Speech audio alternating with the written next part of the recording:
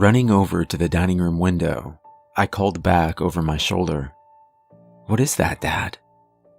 My father dropped the fork he was holding, spilling a glass of red wine onto his newest work shirt. He didn't even notice. "Jesus Christ," he said, losing his cool for a brief moment. "I don't know." He stood next to me as we watched the yellowish blur rapidly change directions above our town. It looked like some type of ship. "Where'd it go?" my dad whispered. "There," I said. Our town was located along a 6-mile-long lake, and we watched in awe as the bright object zigzagged rapidly from one corner to the other at speeds that even a child could tell were impossible. My father took out his cell phone, more in a state of shock than calmness, and dialed. Having been a deputy up until last year, he had the number memorized. "Sheriff, this is Doug Turner." My father paused. "Look up." There was more silence then. My father hung up and looked back over at me. "He's gonna make some calls. Says it's probably just someone testing out a new drone." The ominous yellow light turned dark then, a moment after looking to have landed near Williams Ranch at the east corner of town. "Come on, you gotta get some rest for school," my father said. I think he tried to hide what he was really feeling. He forced a smile as the phone rang again. "This is Doug." "Yes, sir." "Give me about 20 minutes. My father looked over at me, and for a second I thought I saw fear on his face. He pushed it aside. "Come on, let's get you to bed." He tucked me in and kissed me on the forehead. Before I could tell him to be careful, he tried his best to ease my worries. "Don't worry, I'm sure it's nothing.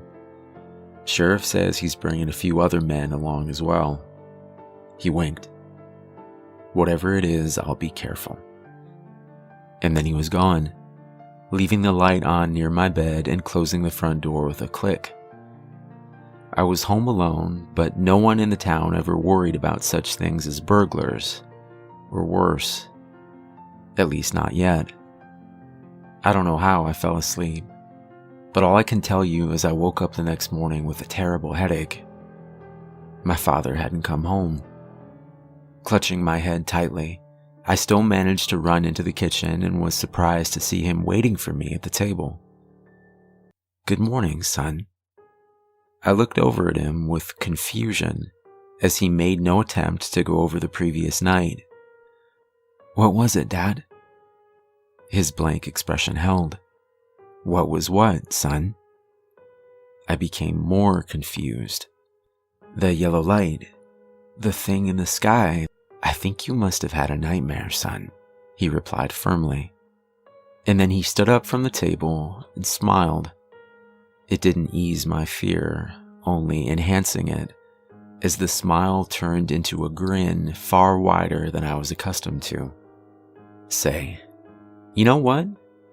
I've been thinking that maybe you can take the day off from school today. Maybe we can go for a little field trip." "Yeah, sure," I replied uneasily. "Do you mind if I rest a little bit first, though? I've got a really bad headache." His smile deflated a little at that, as he seemed to be thinking it over. A moment later, it came back in full force. "Sure thing. Get some rest and we'll head out around noon. I've got something I want to show you." He kissed me on the forehead as he had the night before, but this time it felt awkward, and it made me feel, well, scared. Going back to my bedroom, I shut the door behind me and pressed my head into the pillow to try and dull the pain. How could he not remember last night? Was it actually possible that I had dreamt the whole thing? I stood up and looked out the window, and suddenly thoughts from the previous night rushed back. I remembered details that I had somehow forgotten. I hadn't fallen asleep as my father had gone to check out the strange sighting with the sheriff. I had instead sat by the window and watched. I can't remember everything, but I know that I saw something. 20 minutes or so after my father had left to meet the sheriff, there was a blinding flash of light that emanated from where we had seen the object land. It flickered yellow, then red, then a silverish green that I can't even put into words. After that, the memories stop. I don't recall falling asleep, and I definitely don't remember my father returning that night. I don't know what's going on, but I'm scared. I trust my father, but this whole thing just doesn't seem right. My headache grew worse, perhaps due to my anxiety of what the rest of the day might hold. My mind thought of what my father planned to show me and where we might go.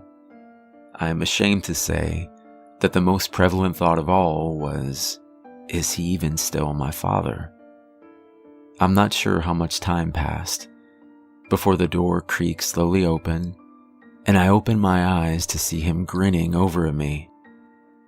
It's time. My eyes met his, and before I could tell him about how my headache had gotten worse, he continued, "Don't worry. Once we get there, you'll feel a whole lot better. I promise." I nodded. Perhaps a different day I would have had the willpower to argue, or to think over the events of the previous night with more clarity, but the pounding of my head was so intense now that I could barely even open my eyes, let alone argue. He helped me into his old pickup truck, gave me a pillow to press my head against, and closed the door behind me.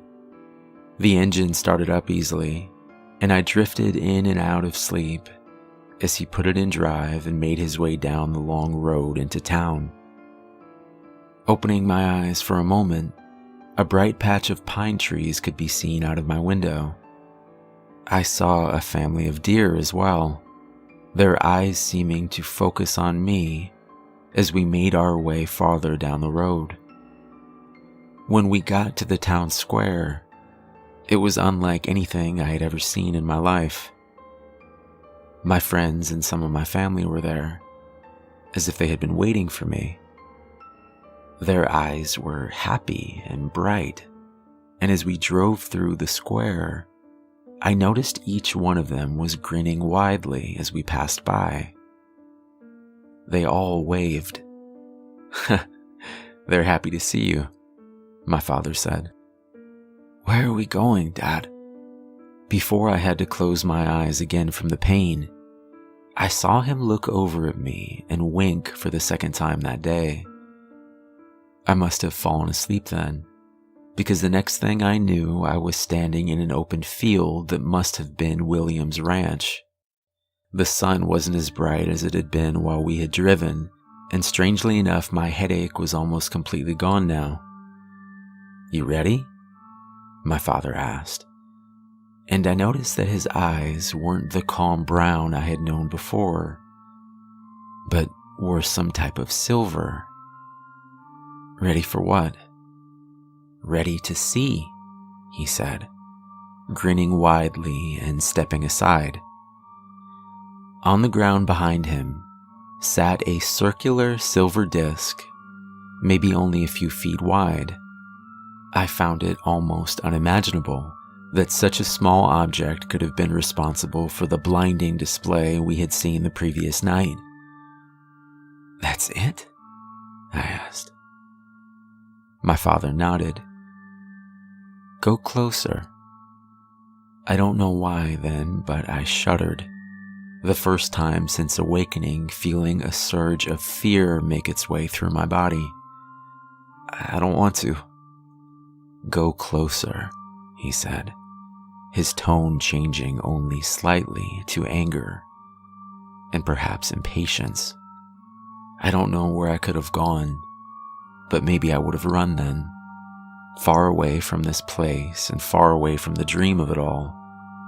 But the people around me suddenly came into view. Every friend and family member I had stood in a circle around us and watched. They waited. I understood then that I was the last of them to come here. "Don't be afraid, son," my father said then. "You're going to understand everything very soon." I knew then that I didn't have much choice in the matter, and I unwillingly began to walk past my father and towards the small silver object ahead of me. The strange thing was, the closer I got, the less small it seemed. At first, I had noted it to be roughly only a few feet in diameter. Now, as I approached the object, it seemed to go on for miles.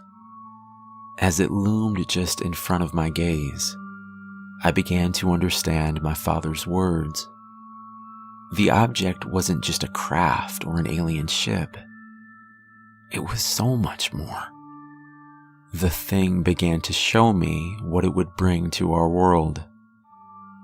There would be no more fighting, no more war. There would be no more sickness and no more pain. There would be no more death. Still, there was something frightening, I realized. Something dark. And something... "You're the last one in town," my father said. "Go ahead, son." His eyes were darker then, yet they somehow glowed, and it seemed like I was just an observer in a dream. I saw my hand reach out, crossing the bridge between worlds. I touched the silver object that seemed to go on forever, and then in the span of an instant, I understood everything. The little boy I had been just a second ago was dead. I began to grin as I understood that I would be on the winning side of what was coming.